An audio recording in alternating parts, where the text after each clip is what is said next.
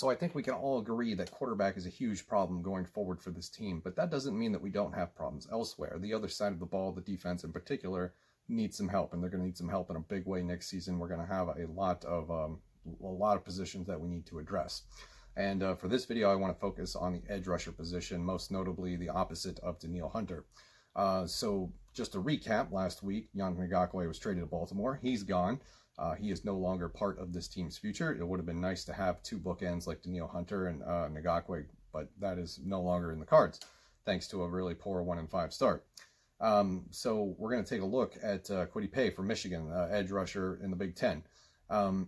Also, just a little quick side note: the Danielle Hunter status. He is out for the year with the herniated disc. He's going to need neck surgery, but there's this talk, or rumor anyway, of him demanding a new contract where he will be the highest paid edge rusher in the league, which I believe is higher than one of the Bosa contracts. I don't remember if it's Nick or Joey, but either way, that's probably something we can't afford.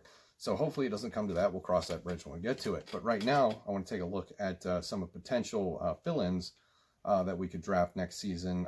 Yes, we do have DJ Wanham, the 5th-round pick from this previous draft out of South Carolina. He's going to get a whole bunch of playing time now that Ngakoue is gone. So, but a 5th-round pick, expendable, replaceable. We'll see how he does. If he does really well, then we probably won't need to address that as early as you would need to spend a 1st or 2nd round pick to get Kwity Paye. There's also this, this realm of possibility, if we're going to have realistic expectations, that the front office of the Vikings thumb their nose at a potential quarterback early in the draft. We could be out of position for one of the top 3.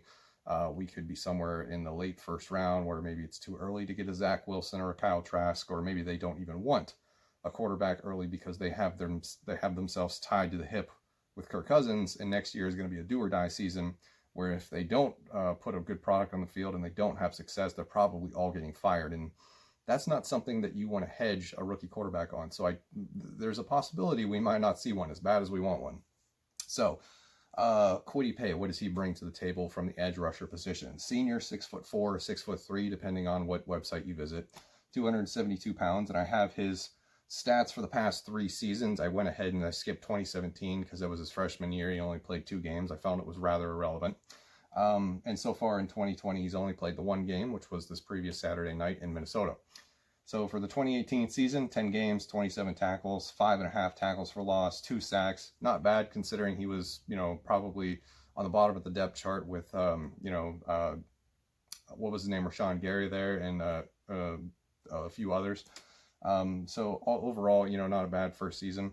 2019, 12 games, 50 tackles, 12.5 tackles for loss, 6.5 sacks. Production goes way up. 2020, 1 game, 4 tackles, 3 tackles for loss, 2 sacks. He imposed dominance in that 4th quarter against the Gophers in Minnesota on Saturday night. He comes in at number 1 on Bruce Feldman's 2020 Freaks list. That is big, as you can see by the other former number 1s down here: Tristan Wirfs, Myles Garrett, Jadeveon Clowney, Saquon Barkley. Now, you probably notice something about all of those names. Those are all first round picks that went really high. So we have 2 number 1s, Clowney and Garrett. We have a number 2, Saquon Barkley, and Tristan Wirfs, I believe, is 13 or 14, somewhere in that range. So, but right now, most mock drafts, most big boards that are not updated, which people need to start updating those, please. We've had enough time.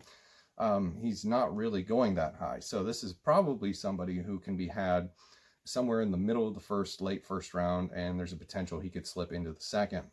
I think that is probably not going to be the case come April because for a number of reasons. Number 1, if he brings up his sack total, which they expect him to, this year in the Big Ten, where it's going to be a lot more stiff competition, if you will. There's no cupcakes on the schedule this year, as Indiana just proved this past weekend. So for 1 game so far, mostly in 1 quarter, he's done pretty well. If he can get his sack total up over 10, somewhere in the 12-13 range, we're probably looking at a mid-1st round pick, but there are a couple things that may keep him away from that, despite the stat sheet.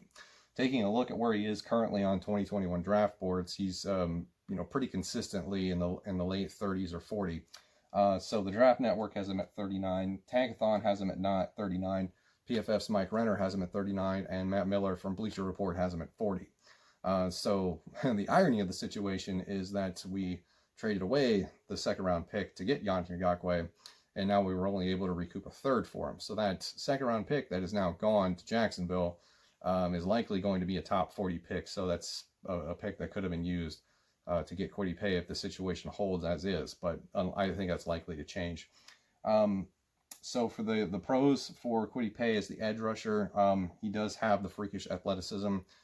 He's tested really well in all of the metrics that you expect at the NFL Combine. So I believe he's probably going to be a workout warrior, and that will help his draft stock immensely. He's also good at run defense. From a scouting report that I read, his pass rushing ceiling is probably not as high as his run defense ceiling, and that's an improvement over Ngakoue, who wasn't really too interested in tackling running backs, if you will. Cons, he lacks elite bend. Somebody that it would be like a Brian Burns, for example, had elite bend. He went 16th overall to the Panthers. I believe it was 2 years ago. So when we're talking about elite bend, stiff competition, and things of that sort, that's kind of where you would expect somebody to get drafted like a Kwity Paye. So for example, we'll take two players. We'll take Brian Burns from Florida State, played in the ACC, had really elite bend, tested well, goes 16th overall to the Panthers. And then we take somebody like Jalen Ferguson, played for Louisiana Tech, not that great a competition when you're playing Louisiana Tech. And he had 16 and a half, 16 and 3/4 sacks he was credited for, led the NCAA world in sacks for that season. He gets drafted third round. So there's a difference between, stats and the athleticism, one or the other. You could even look last year to Chase Young, freak athleticism, one of the best edge rushers to come out of college. That's why he was a second overall pick. And he had 16 and a half sacks.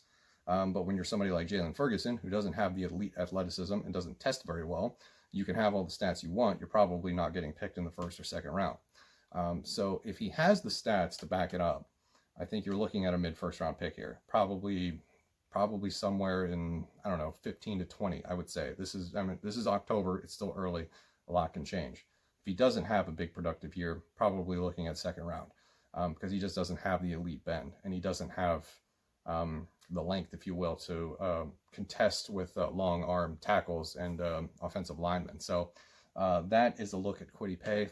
It's still early, a lot to go for. They've only played one game in the Big Ten so far, so hopefully we'll have a lot more tape on him to watch. So thank you for watching. I'll see you in the next one.